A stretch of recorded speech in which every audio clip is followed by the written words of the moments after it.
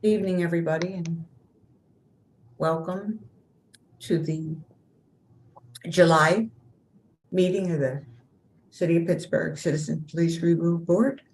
We're going to kind of shift up the agenda. We're hoping that Chief Scarrado might be able to join us this evening, and if he does, we will welcome him. But in the meantime, we're going to just we have quorum. People that were not able to attend tonight have been excused, and that's Lesha and, well, Miss McClellan has resigned, and so we do have quorum this evening. Madam Chair, excuse me, but Chief Scarrado is in the audience. He can be promoted. Okay. Stephanie? Yes.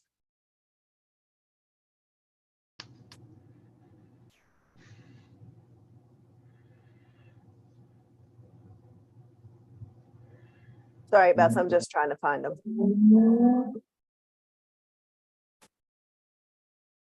Oh, there he is. Okay.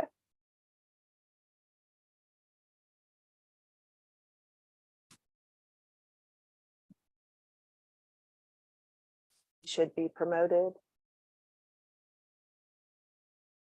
Okay. Chief Scarrado is aboard. I am. Hello. Hello, how are you? I'm great. Welcome to our July Citizens Police Review Board meeting. And Beth, you want to take it from here?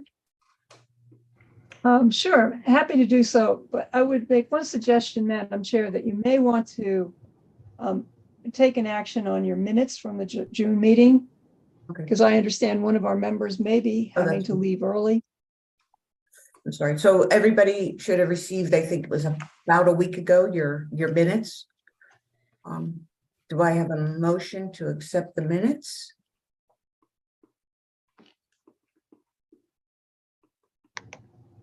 I'll make the motion to approve the minutes. Do we need a motion for minutes now? Or if there's no I thought we did for discussion, if there were any changes. Okay. Second is that, yeah. I'll second. Any discussion, any changes, anything? Anybody see any errors? All in favor? Aye. Aye. Minutes have been passed. Ms. Executive Director, so. Thank you, Madam Chair. Thanks very much. I have a couple of matters to bring to your attention, but I think as a courtesy to Chief Scarrado, we should just go directly to introducing him and allowing him some time with you. I can complete my report when Chief Scarrado has finished with us. You all are aware that we do have a new chief of police after almost a year of a vacancy in that position. We were fortunate that Larry Scarrado, a former assistant chief of police here in the city of Pittsburgh, has returned to lead the department as the 55th chief of police in the city of Pittsburgh. We've had a good relationship over the years, close to 23 years, I believe, Chief, that you were with the Bureau. And of those years, we accompanied you on part of that journey. And he was sworn in on June 8th. And so it's just going into the second month of full leadership here.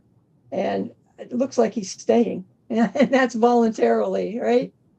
So Chief Scarrado, if you have something you'd like to say to the board, and I have a few questions certainly, but I want to welcome you and wish you the very best of your tenure as chief of police. Oh, I appreciate that, Beth. Thank you for the welcome and the introduction. I know some of the people on the panel. Brother Williams, I see him. I saw a few faces, and I see my man, very good wave. A few faces I see and know, some names I recognize, but just another opportunity to talk to you all and just provide my pledge to be as transparent and open with this board as I would with any other of our community groups and or governing bodies and stay committed to the level of transparency within the Pittsburgh Bureau of Police, especially as it relates to our relationship with your board. It's important. You are an advocate for the community and that accountability branch for the Bureau, and I acknowledge that and respect it. So you have a willing partner with me moving forward. I think, and Beth and I have talked about this, is that we have an obligation, we have an opportunity to make this partnership maybe something different than it's been in the past, from policy design to strategic initiatives to training, that there's opportunities, many various opportunities for us to liaise in a real meaningful way that serves the community best. And in that, I stay committed to participating in any meaningful way that the board desires, that you think is impactful or meaningful. And in that, this is a relationship, and this partnership, I think, can thrive. We're all committed toward the same goal, and that is a professional bureau, excellence in policing that serves our community in the best way. So I'll leave it there and open it up to any questions that you may have. By all means, please feel free. Just a quick word to say that we're excited and we want to work with you also. We look forward to the relationship. Beth, you want to start with the questions? Will, and I have if members don't have any, I do. Go ahead, Sheldon. Mr. Williams. Yes. Chief Scarrado, how are you? Thanks for attending our meeting today. Certainly glad that you were selected. And I say this in the presence of this board. We're familiar with one another, but it's because of how you've carried yourself throughout your whole career, both being just in a police officer in the ranks, and even as you begin to climb the ladder through promotional ladder, you stay consistent. And so certainly being chosen as chief, some people may have opinions about you, but I have a favorable one. So what I would like to say, though, we went through a whole lot throughout the years in Pittsburgh Police, where we had not so pleasant perspectives about the Pittsburgh Police Department, and then addressing issues so that we would have better accountability and trust with the public. And I think through previous chiefs, Chief Schubert did a great work through that. Chief, and his name just escaped me. I think you served under him. McClay? Who is it? McClay? Yep, Chief McClay, who was kind of very instrumental in doing that, and your work as well, in your supervisor rank. My question to you is, and it's good for the public to hear too, what steps do you see that you'll be taking to ensure the public that there won't be any regressive steps back to what some of those other conducts and stuff like that have been known to the Pittsburgh Police Department? What are your intentions to ensure we don't have any regressive steps back to those not so pleasant perspectives about our police department? So I think twofold. It's one is that we start providing and will provide quarterly reports on all processes, use of force, search and seizure, our traffic stop data, our arrest data, that we're as transparent on all of the data that we hold, that we are allowed to transmit outwardly to the public, right? So there's no secrets. You're not waiting for the quarterly, you're not waiting for the yearly report to see a snapshot of the Bureau and its engagement with the community, so that you can stand pretty confident by reviewing what our actions are on a quarterly basis to determine, to speak to the groups that you represent, those that have interest in that data and interest in our engagement, will be able to see it on a quarterly basis. And so there aren't any surprises. And then more importantly, then they're able to challenge anything that they see of concern or anything you all see of concern. Whenever I start to get through these promotions, right, and picking my leadership team, the next will be this community advisory board, and that'll be members of the community. It may be members from your board, but I'm not sure it's a benefit for somebody on your board to be there, but I know it's a benefit for us to liaise with your board. And so there may be a space where there is a member of the board that sits on there, but I think if I'm sharing and we're bouncing ideas off of each other when we're talking about policy development or strategic initiative or training, if we're doing that, I'm not sure there's a necessity for this board to be there. I think maybe it's a benefit if there's more community members from our various communities that sit in that space, but that we have a transparent organization that doesn't have any any silos, doesn't have any barriers or obstacles to those in the community that we serve, right? And think that community advisory board will be really important to that goal. They'll have the same access that you all have in those initiatives, right? And I think community drives what we do, or should drive what we do. And if I believe in that, then I have to invite them and engage them in a meaningful way. Thank you, Chief. You're welcome.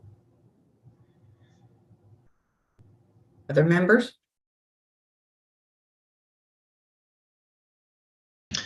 No, I just also want to, it's Raymond Robinson, work with the Homewood Children's Village, Zone 1, Brighton Heights resident.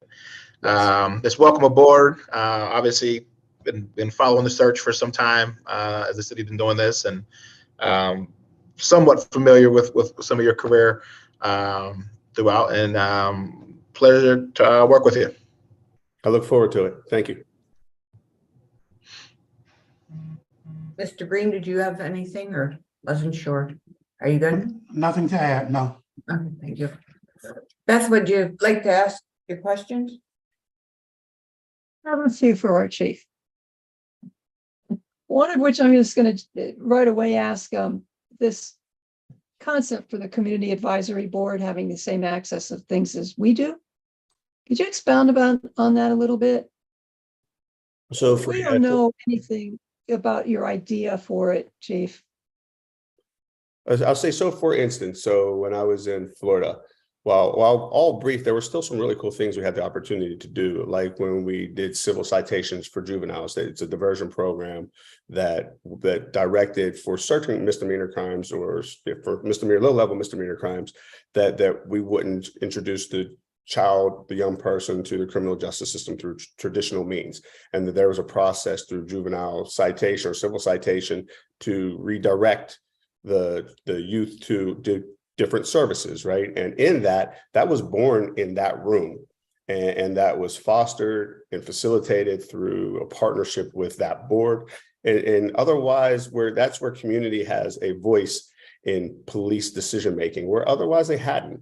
And I find that to be so impactful. When we talked about traffic stop data, and we talked about the significance of traffic stops in marginalized communities, and what that looks like, being able to speak through that intelligently with the data to those community members that it impacted the most, where that message then goes back to the community with a real informed way, where it otherwise wouldn't have. And then they start talking about, like, we never got to like the ordinance, but we started talking about how teaching our officers to focus on certain crimes using intelligence and data to inform our decisions instead of these random fishing expeditions. Like, some of those things mattered, and that was born in those rooms.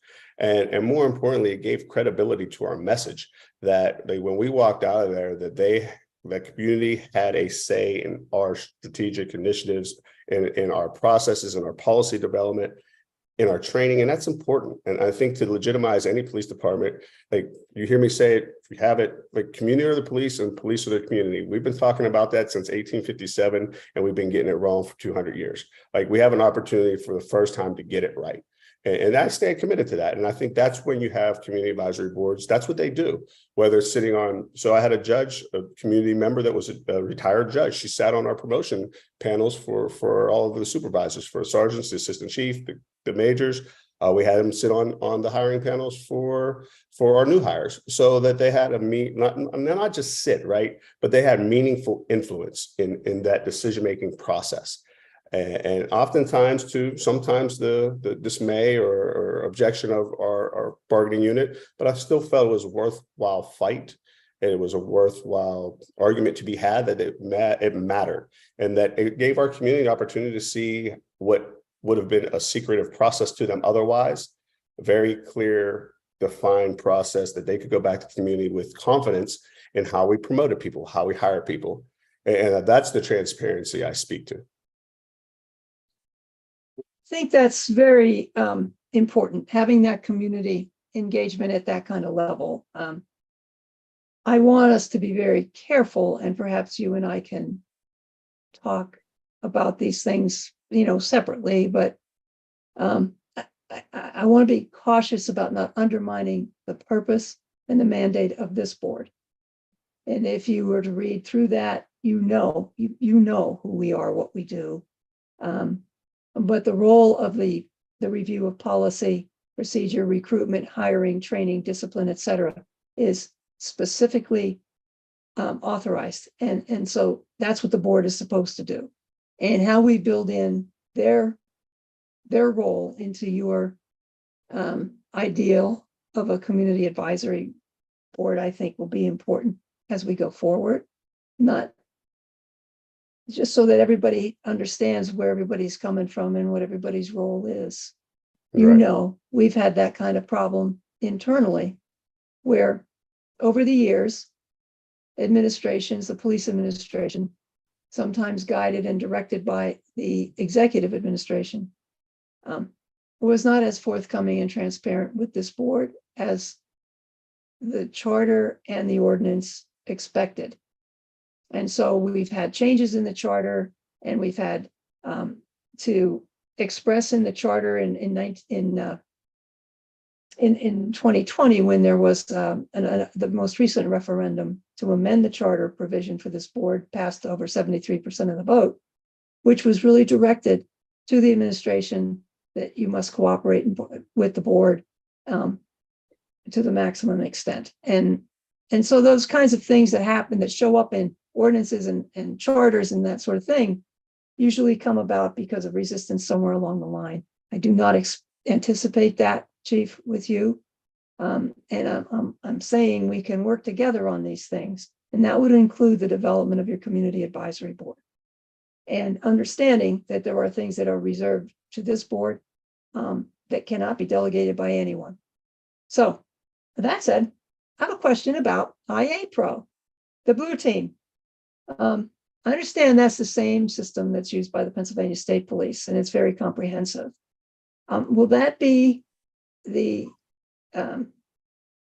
early warning system that you're going to rely on for the officers' performance evals?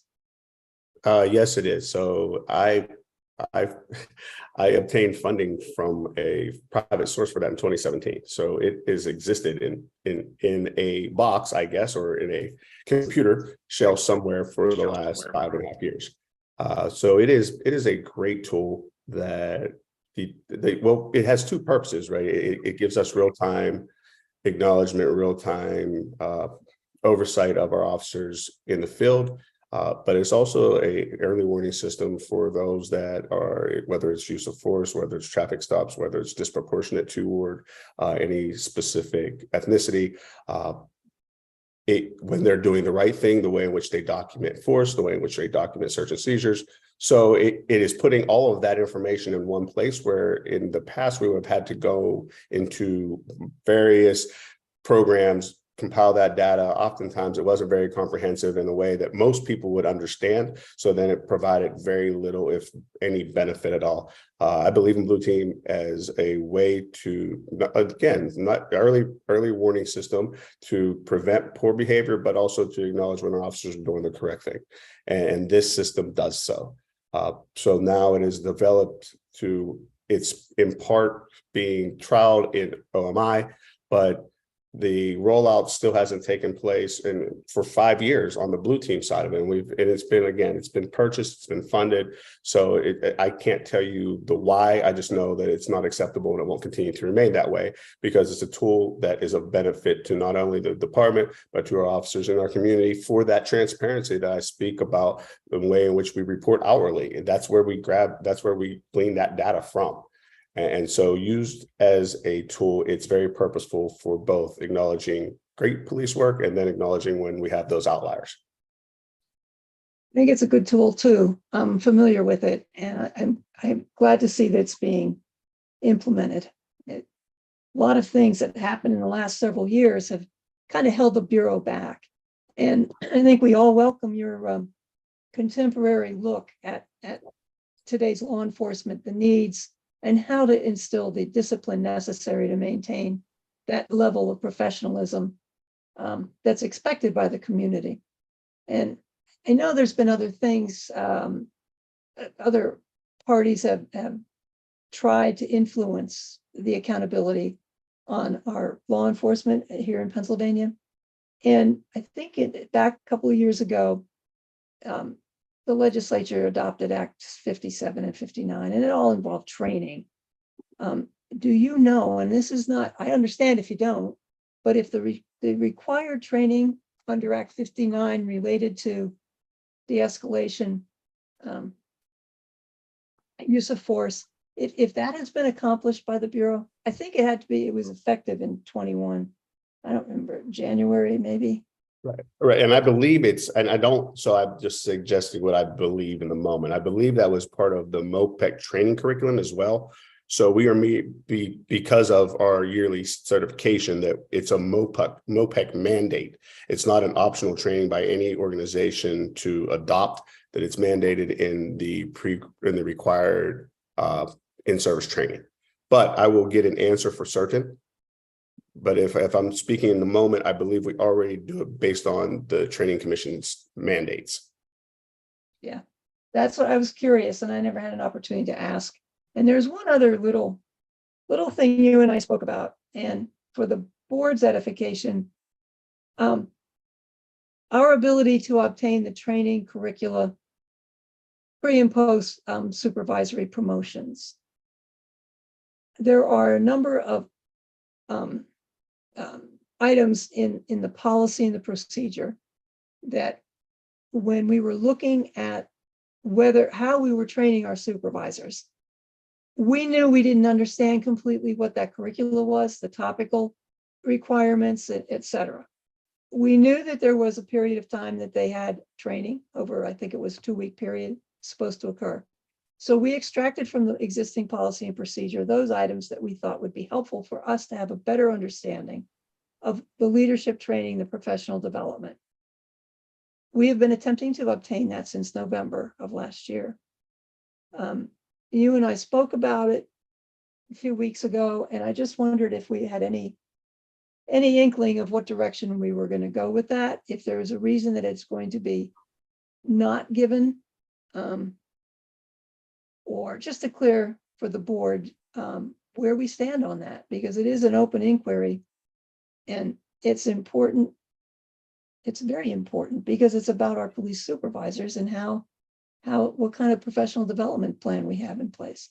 Right. So what I'm willing to do is share. I will share the outline of that training curriculum and what is covered over the 2 weeks. To be quite frank, there's not a lot of detail in what they cover within it because there are different people that do different things. And so that's where we're going as a bureaus to outline all of our standards so that, again, plug and play. I can hand it to anybody and it's really clear of what we do to the degree of what's being discussed and what the training objectives are in that specific block. Right. And I think that's probably as granular as we can get, but that's something I'm willing to provide. In the moment, I simply have the outline and they're tasked with developing those objectives within the outlines, and that's in progress. So that each of the instructors is capable of speaking to what they're training on and the specificity of those modules. Thank you. Thank you, Chief.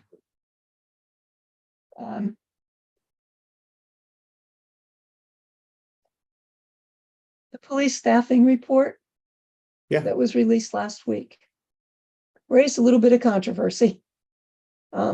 I certainly heard your public comments and respect what you expressed last week. If there's any way that we can be of any assistance to the implementation or the assessment and analysis of those recommendations, please, we're ready, willing, and able to help with that. It's something that would be consistent with the board's mission and might offer an outside view. I'm not sure that particular report had any community involvement or community input. I was concerned when I reviewed the survey results about a number of things, including the criticism from my officers with regard to the recruitment plan, the general morale issues, all those things that you have now accepted and endeavor to correct. You can't be responsible for those things, not in the least, but anything we can do to help overcome that and assist you please know that we're here to support your efforts, as long as those efforts are consistent with the board's mission. And I can't imagine it otherwise. The only other outstanding issue I know you're contending with is the accreditation matter related to the traffic stop ordinance. And if you guys could bear with me for a moment, when we look back at how the accreditation even evolved, how it came about, and our chief was here during that time, he knows, but in 2004, it was post consent decree here in the city. Community wanted to codify the consent decree. That was not a practical thing at all. Consent decree was finite. It was over. That was the end of it. And the issues that were addressed within it were matters that would, through contemporary best practices, evolve. So you couldn't codify something that's going to be stale in a year. At the time, a city council person asked us to provide some direction on what can we do about this and where do we go from here. We went back to 1997 when then Councilwoman Valerie McDonald Roberts had sponsored an ordinance that required the police to become accredited. There were two options at that time. The Chiefs of Police Law Enforcement Accreditation Association, which is a national organization, the Bureau did attempt to pursue that accreditation, but it was very, very expensive. Back then we were in Act 47, we were in financial difficulty. It wasn't practical for the city to embark on that. But there was also the Pennsylvania Law Enforcement Accreditation Commission that is sponsored by the Pennsylvania Chiefs of Police Association. And that became the alternative that we had recommended be pursued to assure the community that there were standards out there that would put consistency and expectation and consistency in the expectations of law enforcement. If an agency is accredited, could reasonably expect them to perform their work in an appropriate way and in a professional way. In 2011, then Chief Harper directed a unit in the Bureau. I think it was Officer Sergeant Lieutenant Vital that had that. There were two of the officers, I believe, and she led the effort. And in 2014, the city did attain the Pennsylvania Law Enforcement accreditation, PLEAC for short. Now we face, because that one of the standards in the PLEAC is that the officers, the agency must be committed to enforcing the laws, the statute in Pennsylvania. And the issue in the motor vehicle code, because local ordinances were superseded by the state in the motor vehicle code, except for parking violations, that if the city's traffic stop ordinance was implemented, it potentially would place officers in a situation where they would not be upholding and enforcing the state motor vehicle code, but they would be upholding the local ordinance. The statute does supersede local, it's very clear. And so that would put the accreditation of the agency in jeopardy. I believe it's been moved forward a couple of times. There was Philadelphia is in the same situation, I believe. That's correct. And the commission is I guess, there's a vote or a review imminent for this accreditation for both the city of Pittsburgh and Philadelphia. If there's anything we can do or you can advise us of your position on that, Chief. Yeah, I mean, the reality of it is this is going to be the will of council, right? I've said it they are the legislative body of this city, and the will of council will then determine how we move forward, because I believe we're going to be forced in September to make a choice. If we're going to make the choice of remaining accredited through PLEAC, or we're going to be directed to reinstate the ordinance and enforce it as written by the policymakers. So when we come up to September, as we start approaching this, when they come back from recess, we're going to have conversations about what their desire is, because it's really left in their hands. I stand willing to do either. I see the benefit of both. I understand the benefit of both.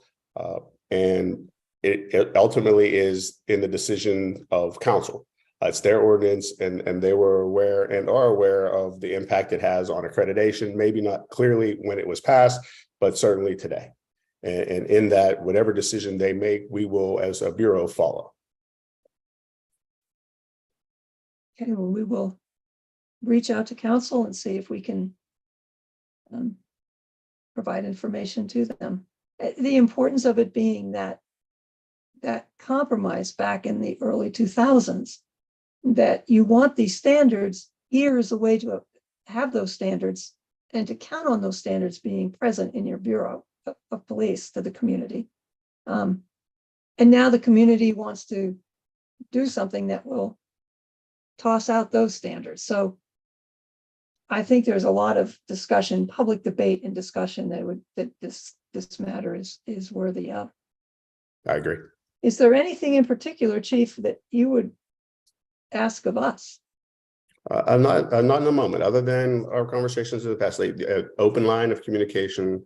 I don't know actually how I'm allowed to communicate with this board. I know when I was in Florida, I could not communicate with any of you one-on-one, that it required the meeting of the quorum of the board for us to have any direct conversations. I'm not certain that's the way it exists here, so you guys will inform me as we move forward. But regardless, that we have open lines of communication, that I remain a resource to you all remain a resource to us, and we work collaboratively for the best product for the city and the citizens we represent. And I promise you, Chief, I'm not bound by any quorum rules or anything else. I'm available anytime, and I think we could probably set up some routine opportunity for us to chat about what we're seeing happening and what you're seeing happening and how we can support each other. Perfect. You have more good officers on that job than bad.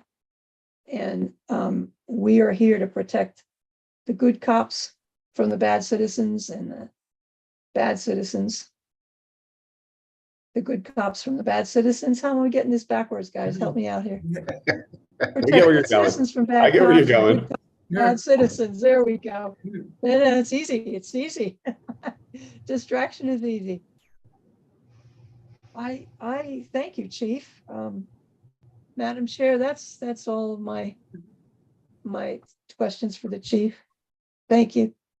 Yeah, Chief, thank you. One more last, any board members have, while we have Chief Scarrado on for a few more minutes, does anybody? Yes, please. Okay. Yeah, Chief, I was just curious, referencing the utilization report that was released, and I think I've seen some comments attributed to you about the community engagement unit specifically. Right. In my work, I've worked with that unit on multiple occasions in different capacities, and have seen the value and the impact on young people and communities in that. I reached out to the Gandy administration, spoke with Public Safety Director Schmidt in the past about how you do more of that. And I kind of got the answer similar to, I think, what I heard attributed to you was we want all of our officers to do that, which I obviously agree that would be great. At least having that mindset, would hope that all officers would have that mindset. But I also have seen the work that we do, which I don't know if every officer can do, nor would they want to do. And looking at that report where it says, again, I didn't dive deep into the whole thing, but I did see the part that said that you could probably get another, 40 some officers in a community engagement unit. I don't know how realistic that is even within the conversation, but I guess I would just really, really strongly recommend is there a way to maintain that unit, and can we do some other things to kind of get more of those officers who are so inclined to do that type of work in positions to do that outside of the traditional patrol work? Right. I think, I guess I stand committed. Like, we never will abandon the connectivity of these community engagement roles, but that it has to be decentralized to the zones, because every zone has different needs. And so North Side and Zone 1 have so many different needs than the East End. And I was sitting in the East End having a conversation with a police officer, a line officer, and his statement was, hey, what happened? Like and he meaning the shift, right? He's on afternoon shift, younger officer. He's who's also a call taker, patrol officer. We used to go to Westinghouse and read with the students. Matter of fact, Commander Lando, now Chief and Frederick, had a great program out there that was the community engagement office, but at a line level. And so we abandoned that to create this unit. And I never thought it should ever be the responsibility of a unit, specifically because of the various needs that each of our neighborhoods have. And that while I agree with you, and I don't disagree that it's not every officer has that capacity or willingness. Well, I have the ability to teach capacity, can't really teach willingness, but I think if given opportunity, they'll be more engaged than won't be. So it is a multiplier to me. And in that, I promise I'm not going to pull the plug on our community contacts. I just look at it until I'm pretty confident it will work well. I will keep that office in place. And so we have like 4 or 5 months in the lead up to 2024. And as assignments are changing, we obviously, if you don't know, we change on Jan 1. So as that lead up happens, that we have an opportunity to ensure that either we're capable of doing it right on Jan 1, or we keep that unit in place until we're capable of doing it right.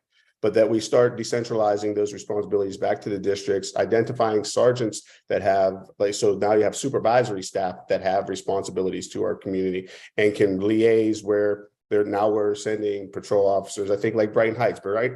Like that Zone 1, it's like the 1-2 sector. It has 4 officers assigned to it on each shift. So if we have 8 people that are problem solving in that community, like look at the multiplier versus having 1 of 4 people, citywide responsibility, all 90 neighborhoods. So that's how I look at it. And I know it sounds foreign because we get really comfortable with the point of contact, but I was sure the point of contact exists, and then more people are doing that type of work. Thank you for that response, and I appreciate what you're sharing there. As much as my load is, if there's any need for, whether it's through this capacity through the board or even through my public capacity, I live in Brighton Heights. I work in Homewood, and so I've worked with the officers in multiple capacities. Even got some video of some of you guys doing some work with our kids. So. By all means, if you need to lean on me or reach out, I'm willing to help out. I think we lost them. Yeah, I was gonna say. I think we did. He got the gist of what I think I was getting at. So Absolutely, yep. Alrighty, I don't believe we have quorum, so we won't be able to review cases. But Beth, do you have a report? I do. Our intake through yesterday was 139 complaints. But the sad news I have with heavy heart to inform you that Ms. Karen McClellan has submitted her resignation effective Monday, July 31st. Ms. McClellan has been on the board since January of 2013 as a council designated law enforcement professional. She was the successor to Deborah Walker in council seat number 2. She was also one of the early crisis intervention team managers, trainers, whatever. She picked that program up before she retired from the Bureau of Police after 30 some years of service. She's been a tremendous asset to us. We're going to miss her. We're going to miss her very much, but we also congratulate her, thank her, and wish her the very best as she moves closer to her family and her grandchildren, and the ideal for anyone who is, at that point in life. So, Dr. Gershio, you will be notifying the mayor and city council of this resignation. It is treated differently than is a term expiration, which is, we have our 4 seats that are pending now. The terms expiring October 31st of 2023, which is Ms. Brown, Mr. Green, Dr. Lucas Darby, and Mr. Williams. So we're in a little bit of a tenuous situation related to law enforcement representation, and we'll keep a close eye on that. But I will be sure that that notice is drafted for you to convey to those two appointing authorities. And hopefully they'll act quickly. Chief is back. It's on a whole different schedule than is a term expiration. Right. There, Um, My apologies, everyone. When Sorry, Chief. No worries. your computer says it's going to die, believe it. Well, we just gave you lots of accolades that you didn't catch, but I felt it. I felt it in my heart. No worries. I don't need to hear it. I'm good. I apologize, but I'll let recorded. you get back to your meeting. Yeah. Anything else before I go? No, sir, but we want to thank you again. Welcome, re-welcome back to the Bureau, and we look forward to working with you. Likewise, and Mr. Robinson, I'll be reaching out, so stay tuned. I'll drop you a line, or if Beth wants to connect us via phone or email, we can do so. But I think there's some important work to do, and we need all of the connectivity and resources to get there. So let's do it together. Thank you, Thank sir. you. All right, thank you all. Have a great night. You too. Bye-bye. Thank Bye. you. Thanks, Chief. Bye. Bye-bye. We do have some exciting news, though, to counterbalance the departure of Ms. McClellan. That is 2 personnel appointments. Very, very happy to tell you that Ms. Sherry Bridget has been appointed our community liaison. Sherry's been with the board for 15, 16 years. She knows us. She knows what we do, how we do it. Has been a tremendous asset as an investigator. She will become our roving representative and serve as an advocate for the community effective Monday, July 31st. Sherry's already been out and about, meeting people, establishing relationships, getting the lay of the land, so to speak. She'll be attending community meetings, public safety council meetings. If this community advisory board takes off, hopefully be attending those meetings. She will learn and have access to and the ability to direct people who come to us for help and don't know what to do or where to go. She'll be able to link them up with resources. And I'm thinking in terms of people who may need to go get a PFA. Sherry will be able to direct them, tell them where to go take care of that. If somebody's been hospitalized and comes out and they need some kind of social service support because they've had some run-in with police, she'll be able to direct them to the appropriate level of support or contact that we can help them from that point on.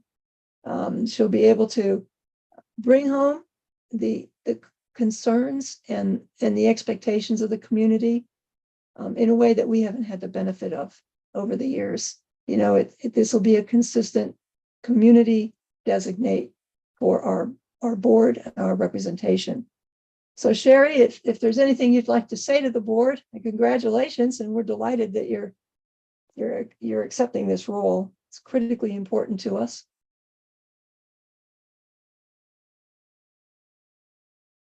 Sherry? If you're saying anything, Sherry, you're on mute. So Oh, I apologize. Yeah, I'm very excited to start this position. As Beth would say, hit the ground running. I'm ready. congratulations. Yeah. Thank you. Thank you.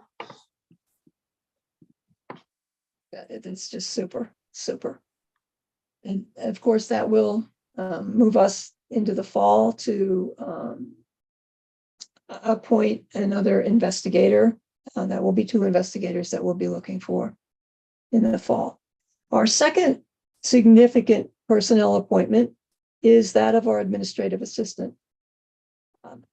Demisha Carpenter will be our administrative assistant beginning August 7th. I believe that's the right date. That's correct.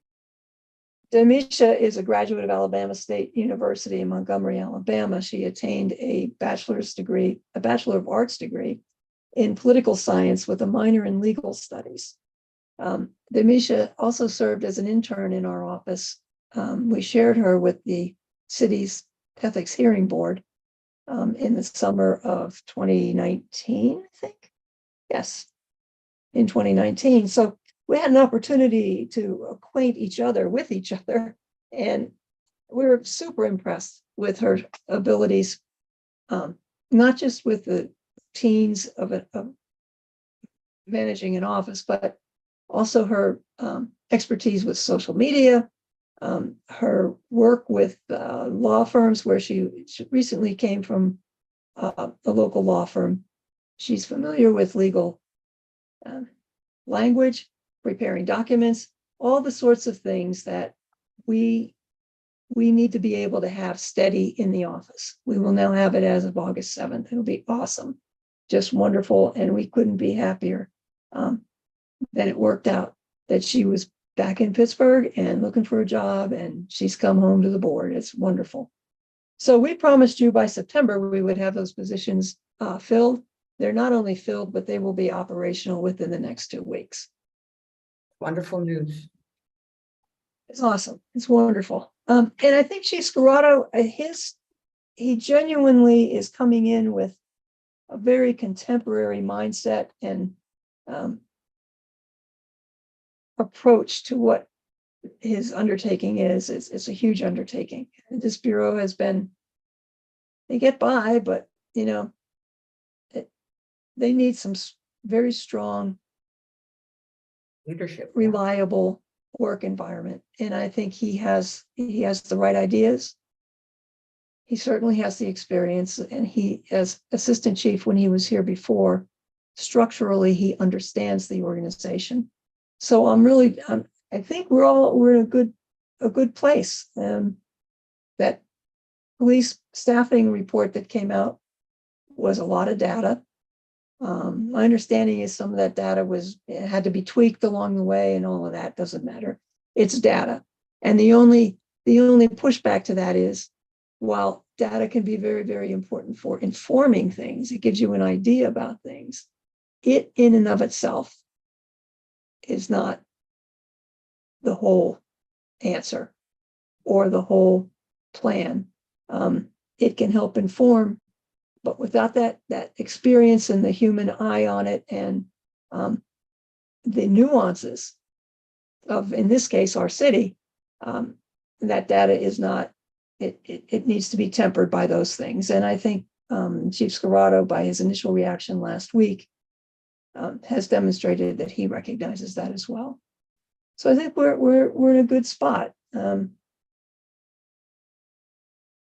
Yeah, the report was 175 pages. So I when I got it, I was like, okay, so I'm working my way through it.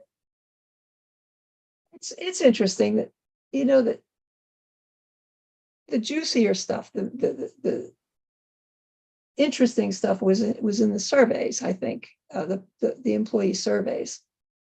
That gives you a real temperature as to what the morale is and what are those issues that the folks are like. For example, the secondary employment question, they're pretty satisfied with that based on survey results, but they had some ideas on how to improve that.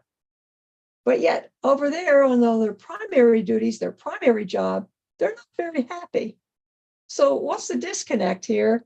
Why are you happier and more interested in your secondary employment than you are with your primary employment? Well, one of those things could be that you're paid a higher rate when you're working secondary details. So that I didn't find that in that report. I didn't find some of the explainers, if you will, or some of the even the description of secondary employment in that report isn't quite complete.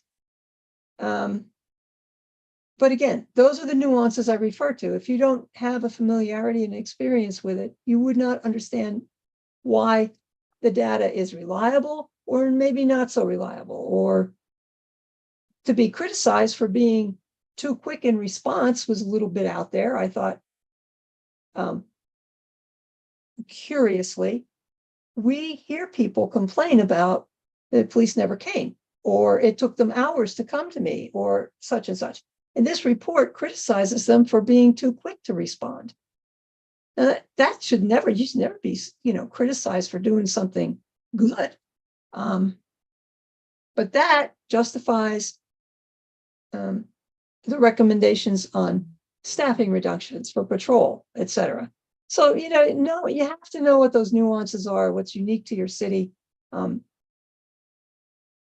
Even things like our topography, they did, I believe, recommend a realignment of the zones, but if you're over in Beachview and you get a call, you have to be in Sheridan and it's the middle of winter, it might take you a while. So you better have a couple extra people available to get there.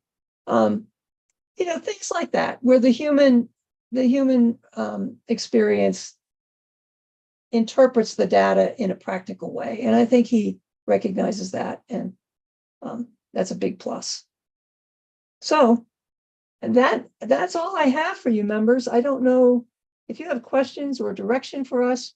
We do not meet again until September. You have August off. Hopefully in September, we will have some news on a successor to Miss McClellan. And some conversations with Scarrado. The other, I'm sorry, Dr. Gershio, but that's right. No, I just said that, the dialogue will be open with Scarrado, that we can figure out this community relationship stuff. we have to be very careful that there's not inadvertent undermining of this board. I thought of that when, if you're going to put another committee together, which is okay. It's just what it is, mission. Well, there's also the public safety councils. What will happen to them? Each zone has a public safety council for the intention of providing feedback and an exchange, a relationship between the local zone and representatives that sit on their public safety council. What will happen to them? To what degree, the power and the authority that was granted to you in the charter and in the ordinance is unique to you.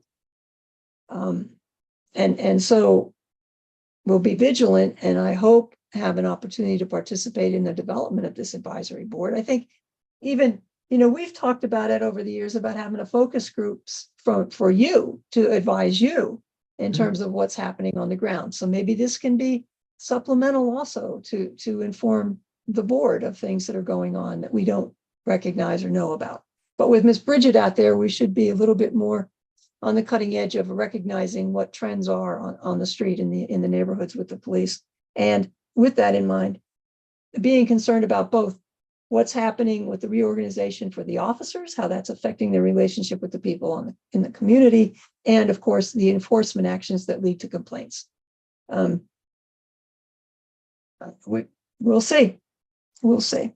They're just going to make sure it doesn't subvert the integrity of what this board's responsibilities are. And, there's certainly enough work to go around, but, it has to be done in a professional and a coordinated effort. One of the things that you have contended with over the years, your predecessors, the boards,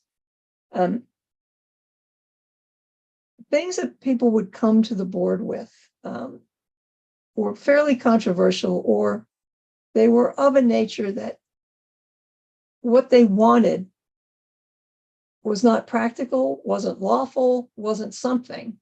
And so the rigor with which the board reviewed those things eventually led to some people being alienated from the board and the process that was established. And so it became pretty much focused on complaints, and then those complaint investigations, where some people in the community expected that the police there would be public hearings every month, and there would be, people would be fired and all of that, which simply was not a practical expectation of any community entity, because those powers are reserved in Pennsylvania to the employer, to the administration, to the electeds. So I understand why some would be look for alternative means of having influence and input. But you will still have your obligations under the charter, and we'll be here to help you fulfill it, no matter what else pops up as a resource to the police in their reorganization effort. Yeah, I think it just takes some conversation with him, some one-on-ones with you to really kind of hash that stuff out. All right, any other questions, concerns? Right, again, we don't have quorum, so we can't do case study.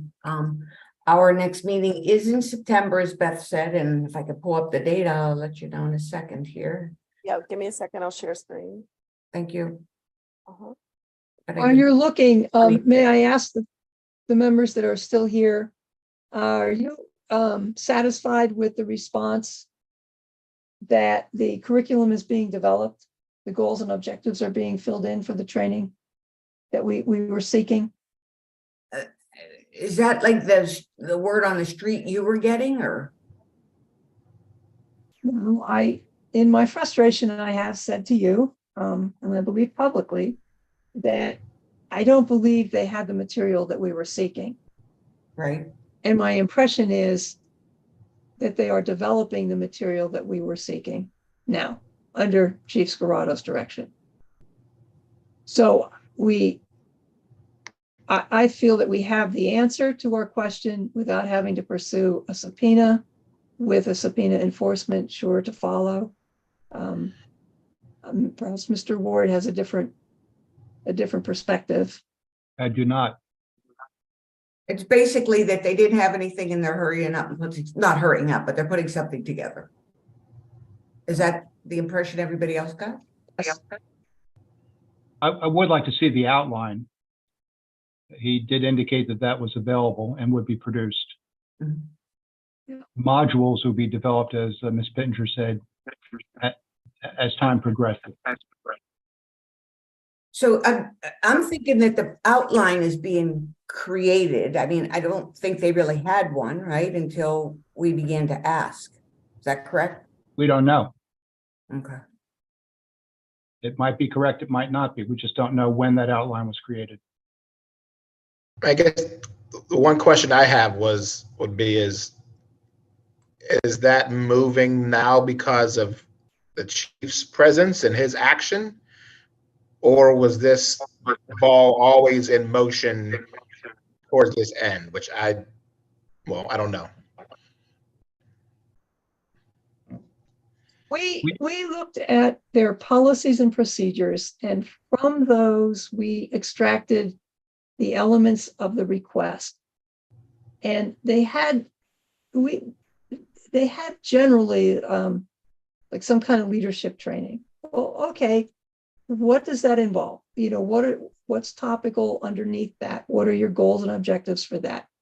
Do your instructors comply with the stated requirements of the Bureau, which are also Municipal Police Officers Education and Training Commission requirements? You know, things that were suggested there was something there and there was some kind of an outline. We just wanted the substance of it, Mr. Robinson. And they just, I suspect that you could construct an outline from what was in the policy, but I don't think they had anything that was substantive. I'm not saying they didn't do those things in the academy. I'm sure they did something. We just want to give them credit for what they did and how they organized that preparation for their supervisors. Because I know they did something. Anecdotally, we heard about things, but we were looking for the organization to that experience for those newly promoted supervisors. And I appreciate his candor tonight, and I think we're recognizing that what we're seeking does not exist right now. Work in progress is what I heard. Yeah. All right, anything else good of the order? There was a comment, the Ozark said hello, and then there was a hand up in the audience. The person who raised their hand, Yeah. would you like to speak?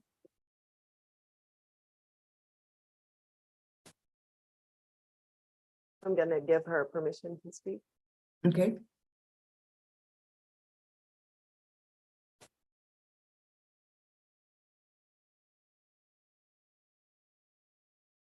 Ms. Crawford, you have the mute, the mic. Hello, can you hear me? We sure can. Awesome, thank you. Thank you for the opportunity to speak again tonight. I spoke at your meeting in April about a conflict of interest issue we are having with a Shaler police officer.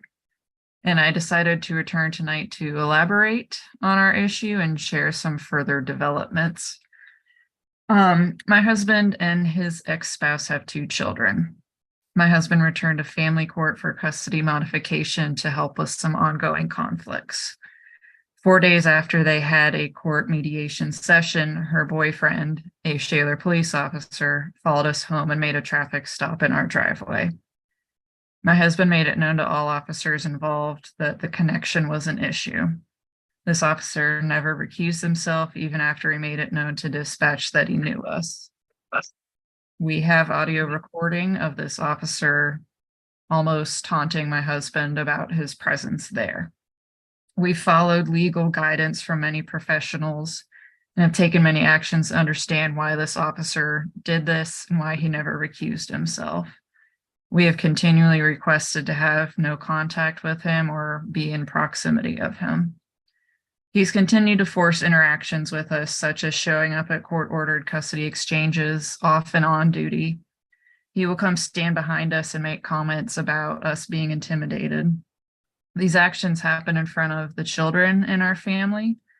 Not only is this officer using their authority to intimidate our livelihood, mental health, and safety, but these actions could end up threatening the well-being of the children involved if this person keeps testing boundaries. My husband and I both work in education.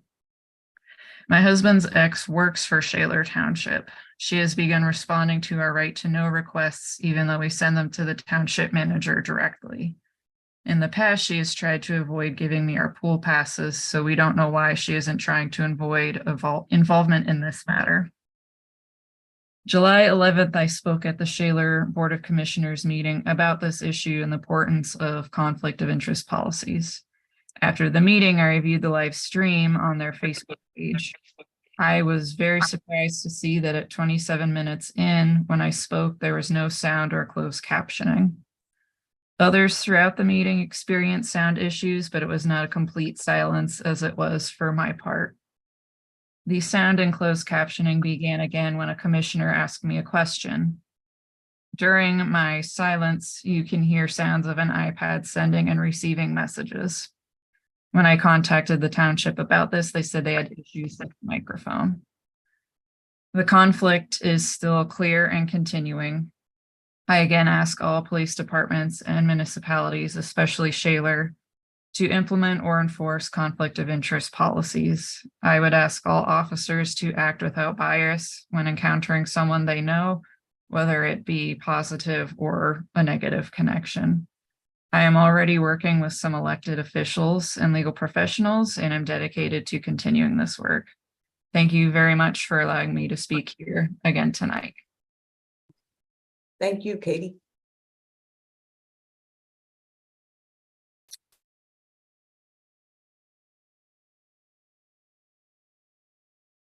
We appreciate your words. And again, it's out of our jurisdiction with Shaler, but I get the what you're saying is that a conflict of interest policy with all police bureaus.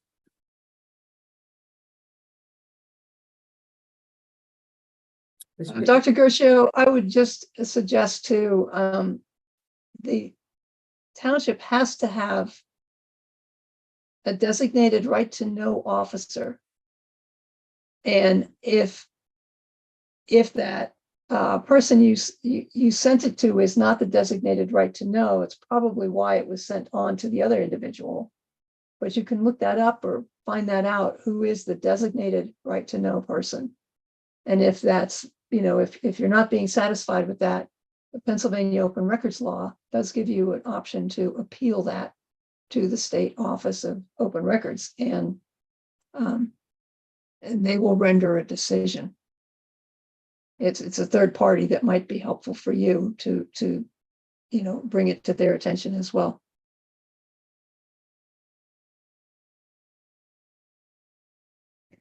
Thank you for that. So we do send things directly to Chris Lovato, the township manager. He is the designated person for that. The person we know responding to us, their title is administrative assistant. I don't understand their office interworkings and why, if we respond to the designated person, if an office clerk then responds to us, sometimes even after he has responded to me, she will then re-respond. It's just an interesting choice given the root of our whole situation. We have filed some appeals with the Office of Open Records, but so far Shaler has asked everything to be denied, and it has been.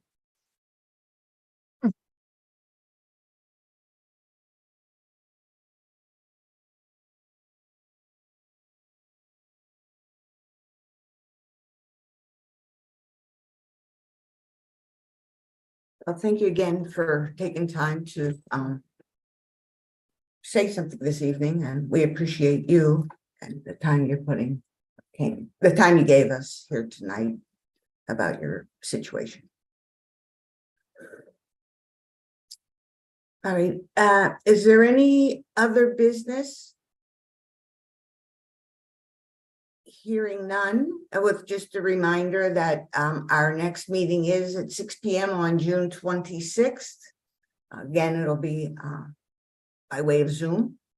Tuesday, September 26th. Oh, what did I say? August, sorry. Yeah, September June. 26th. Oh, God. September 26th at 6 p.m. Alrighty, if there's no other business, do I hear a motion to adjourn? Thank So you, moved. Mr. Green, and then Mr. Robinson, did I hear you second that? Correct. Thank you very much. Everybody have a nice rest of your summer, and as the